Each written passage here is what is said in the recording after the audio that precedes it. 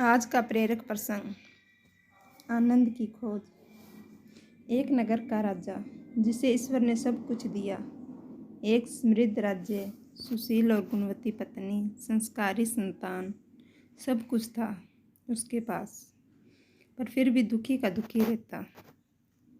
एक बार वो घूमते घूमते एक छोटे से गांव में पहुंचा, जहां एक कुम्हार भोले बाबा के मंदिर के बाहर मटकियां बेच रहा था और कुछ मटकियों में पानी भर रखा था और वहीं पर लेटे लेटे हरि भजन गा रहा था। राजा वहां आया, भगवान भोले बाबा के दर्शन किए और कुम्हार के पास जाकर बैठा तो कुम्हार बैठा हुआ और उसे बड़े आदर से राजा को पानी पिलाया। राजा कुम्हार से कुछ प्रभावित हुआ और राजा ने सोचा कि ये इतनी सी मटकियों को बेच कर क्या कमाता होगा। तो राजा ने पूछा, क्यों भाई प्रजापति जी, मेरे साथ नगर चलोगे? प्रजापति ने कहा, नगर चल कर क्या करूँगा राजा जी?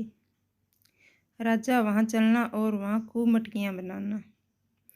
प्रजापति, फिर उन मटकियों का क्या करूँगा?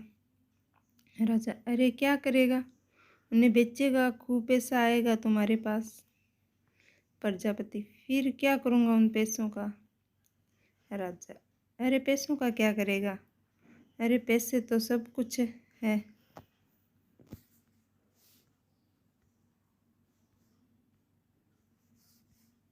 प्रजापति, अच्छा राजा, अब आप मुझे ये बताइए कि उन पैसों से क्या करूँगा? राजा, अरे फिर आराम से भगवान का भजन करना और फिर तुम आनंद से रहना। प्रजापति, क्षमा करना है राजन, पर आप मुझे ये बताइए अभी मैं क्या कर रहा हूँ, और हाँ, पूरी ईमानदारी से बताना। काफ़ी सोच विचार किया राजा ने, और मानो इस सवाल ने राजा को झांकझोर कर दिया। राजा, हाँ प्रजापति जी, आप इस समय आराम से भगवान का भजन कर रहे हो और वहाँ तक मुझे दिख रहा है आप पूरे आनंद में हो। प्रजापति, हाँ राजन, यही तो मैं आपसे कह रहा हूँ कि आनंद पैसों से प्राप्त नहीं किया जा सकता। राजा, हे प्रजापति जी, कृपा करके आप मुझे ये बताना कि कृपा करें कि आनंद की प्राप्ति कैसे होगी।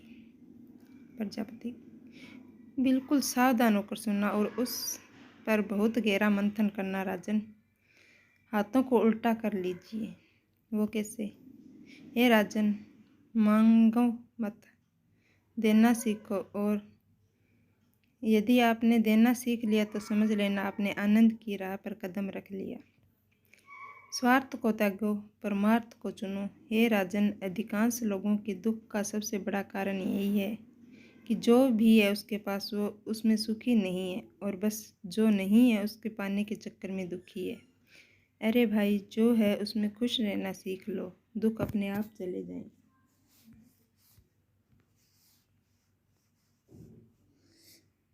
और जो नहीं है, क्यों उसके चक्कर में दुखी रहते हो। शिक्षा,